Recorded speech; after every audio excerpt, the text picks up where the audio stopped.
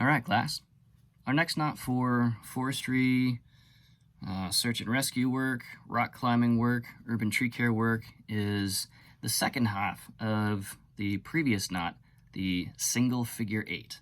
This is called a double figure eight. So I'll start with tying a quick single figure eight. Make that U shape and cross the line over the bight or the middle section of the rope. This is the working end, the white tipped end of this particular rope. Wrap that working end around, below, behind, underneath the bight in the direction of the standing end, not through the loop.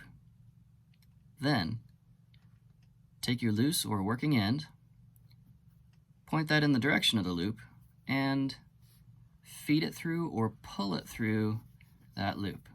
This gives you a characteristic sort of pretzel shape, and the two loops of the figure eight should be plainly visible when you gently clean or pull the knot, not tight, but tighter. Okay, that's a single figure eight. For a double figure eight, we use the double figure eight to put a loop, a terminal loop, that is a loop at the distal or far or working end of the line, and then through that loop you would pass secure loops on your harness or D-rings or lashing bolts, what have you.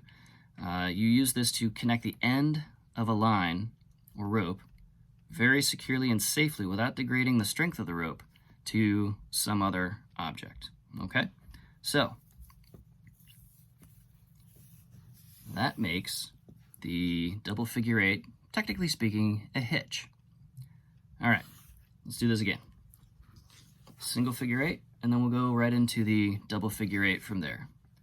So I've given myself, I'm tying this much further up the line from the free or loose or working end, way over towards the fixed or attached to something else, standing or tied off or obligated end of the line, because this is a big, thick, chunky cord.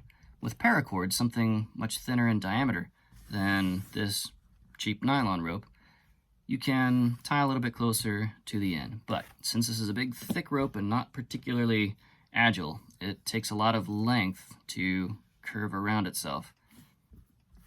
I have to go up towards the working end to give, or excuse me, towards the standing end to give myself more line to work with and make those turns. Okay, so make that U shape. This is starting the single figure eight again. Make a U shape, cross the working end on top of the standing end, or in front of, if you're holding it up vertically. Wrap the loose or working end below, behind, underneath. So you wrapped it on top first, and then you wrap it underneath second, the bight, or the middle section of the rope. Take the loose or working end, feed it back through the original loop that you created, and then pull this a little bit tighter. Not all the way tight, because the double figure eight is where we take the working end, loop it around something else, like, let's say this pair of headphones is a safety harness, just a loop on a pelvic harness, for example, and you would wrap it around that, making sure it goes through all the loops it needs to on a harness, and then back through in the direction that the line came, retracing its steps the exact same way. Okay? So here's how that looks.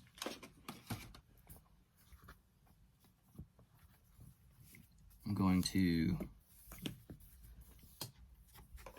retie a single figure eight way up the line, give myself plenty of working space, cross the working end over the standing end, wrap the working end below, behind, and underneath the standing end. Then pass your working end through the original loop that you created, feeding lots and lots of line through your figure 8 knot. Okay, again, this is a very thick rope, so lots of room to work with here. If the terminal loop needs to go through your harness or something else to hold you up, keep you from falling, let's use this roll of white electrician's tape as representing the secure harness or loop or tie-off point on a piece of equipment, for example. So you pass that through that other object, that harness, that loop, what have you, and then take the working end, feed it back through the entire figure 8 knot, so it'll make a couple of hard turns, exactly the way in reverse that it came to hit your harness or loop or lashing point or what have you. Okay, so here's how that looks. Take this, and the last thing that the working end passed through is the original loop that you created in your single figure 8. So I'm going to send this back through in reverse exactly the same way. Okay. Then the thing that the working end did just before passing through the very first loop that you made was to wrap around, below, behind the bight or middle section of the rope towards the standing end. And then from there, we're just following the older section with the newer section. And newer section is the section closest to the working end or tip. Okay, so back through that and following it the rest of the way around.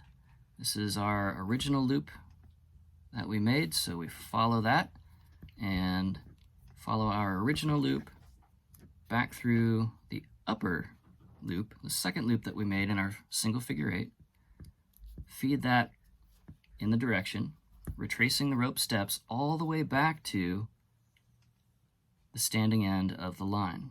So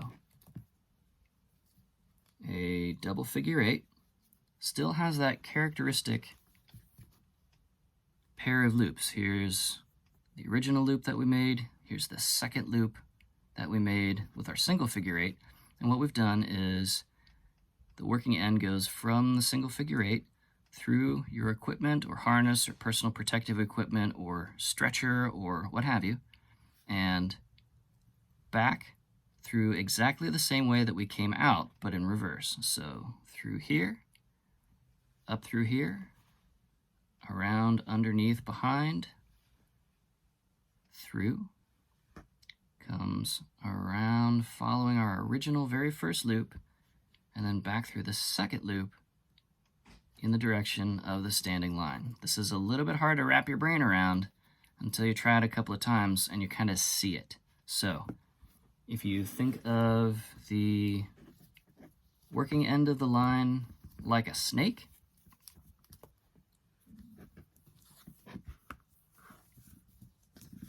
okay, I've untied our double figure 8, and it is now, once again, just a loose single figure 8. I'm going to work it or capsize it just down towards the working end a little bit to give myself a little bit more line to feed through to create the double figure 8. Okay, so kind of rolling and feeding that through just to give myself a little bit of extra length on the working end of the line.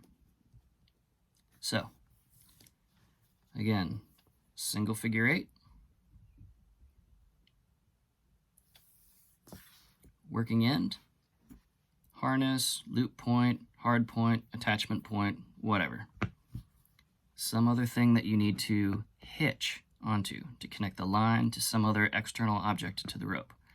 So we'll feed the working end through the harness loop, and then feed the working end, this is the head of the snake if you like, back through the burrow that we created in exact reverse order with the original single figure 8 knot. So, in reverse order, the last thing that we did in the single figure 8 is the first thing that we do with the double figure 8, reverse order. So, take the head of the snake and pass it back through the original loop that you made in the single figure 8.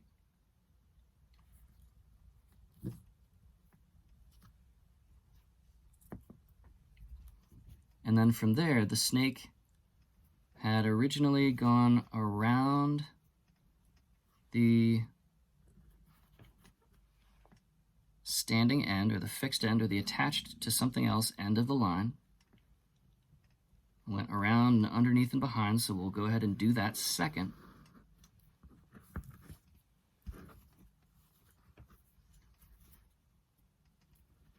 See how that goes?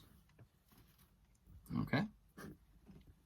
And then after coming around behind and below the standing end, the snake goes and follows its body back to create the second copy of the original very first loop that you made here. Okay. So feeds back through there like so. And then up, around, and the very first thing that the snake did when creating the single figure 8 was to kind of wrap around behind the original working line. So we'll do that last, going the opposite direction with the line. Okay, so gently trim it, and this is a very safe thing. This is used by lots of folks all over the world. So double figure 8. This is a non-binding hitch. So even if you fall off the rock face and take a whipper or sort of swing a bit and maybe crash into the rock face, putting tremendous thousands of pounds of tension on this line and this knot and pulling it very tight, this is a non-binding knot, so it won't be impossible to untie, presuming that you survive the fall and so forth. The rescue workers can either cut the rope after securing you in other ways, or you can self-rescue if you're less injured and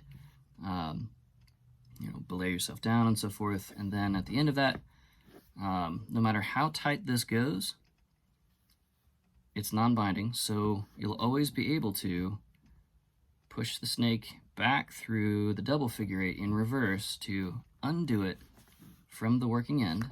So pull that back,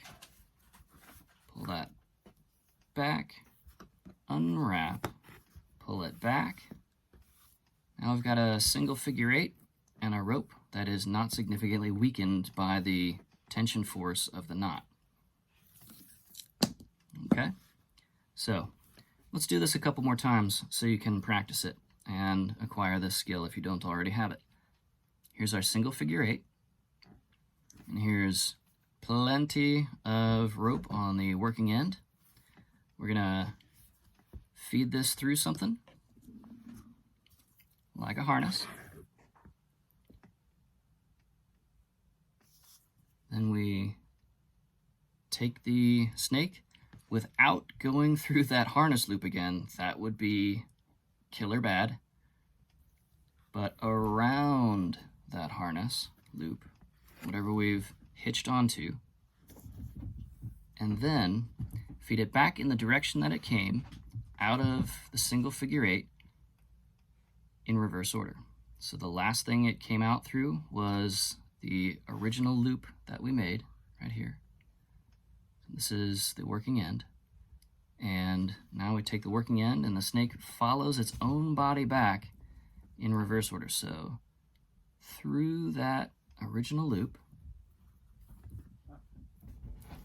don't mind my cats wrestling in the background, pull it mostly tight, so most of your rope is available to feed back through your knot. And follow the snake's body back around behind.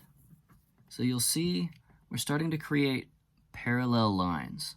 The whole double figure eight is just parallel lines, okay? So around, behind, below the standing end. Then the next part is that it goes through here, or its body went through here. So we follow that back through.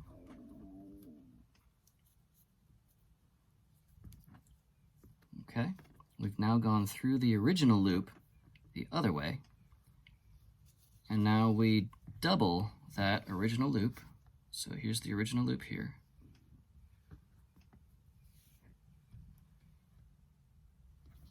And then to finish off, the snake coming from the standing end originally goes through this loop here. So we go through that same pair of loops from the opposite end, following the snake's body back through in reverse order.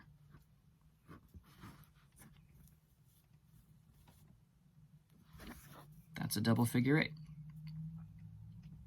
Now, for climbing and so forth, other operations, if you were to put a sudden, very hard tensile or pulling force on this thing, like say you are falling or something like that, if this knot capsized really, really badly, meaning the fibers kind of rolled on each other, what could happen in an extreme scenario is that it capsizes so much it actually pulls the snake head, despite you needing it to stay put, pulling that backwards as if you were untying the knot all the way back through the original single figure eight, undoing the double figure eight, and eventually you would,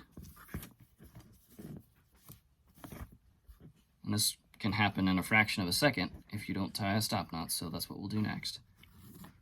So we're undoing the double figure eight by imagining we're capsizing this. The whole thing is just sort of rolling on itself down the line, and it ends up pulling that double figure eight out of your harness, and you are now no longer attached to your safety line or your lifeline, so you're dead. To prevent that, after we feed the snake back through the single figure eight, the way it came, following its own body, so through the original loop, down below, behind the original standing end. It follows its body then into the original loop, wraps around the line that makes the original loop to double that up. Okay, so those nice parallel lines, double figure eight, and then out through the upper or second loop that you made, following the body of the snake back towards the original standing end, or bound to something else end. Okay, so double figure eight, just a bunch of parallel lines, but very securely and safely without weakening the rope, attached to some kind of a safety harness. Now, in order to put a stop knot in the end of this, we can use any knot. So let's tie a simple overhand knot. You could tie the overhand knot, so make a simple loop around the other line, and then feed the working end through the loop that you just created. The very simplest of knots, sometimes it's called the square knot or the granny knot and so forth. That creates enough of a bulk that the end, and it's twisted so tightly on itself that this can't pull itself back through this double figure eight and release your harness in a rapid unplanned disassembly resulting in your death. Instead, because the overhand knot, remember, the overhand knot is a binding knot. That is, the harder you pull on both ends of an overhand knot, the tighter that knot becomes and the harder it becomes to pull that thing out. So in a situation where you're putting thousands of pounds of pressure on your line, as you fall and hit the bottom end of the rope, where the bottom end of the rope sort of arrests your fall more correctly, that's also putting tension on this overhand knot, which is tightening it down, making it harder for that overhand knot to slip out and become undone and slide back through and unfeed itself through the original single figure eight and releasing you in an unplanned disassembly. Okay? So, this is a single figure eight fed through your harness or other lash point, back through the single figure eight, and then finished with an overhand stop knot. Good to go.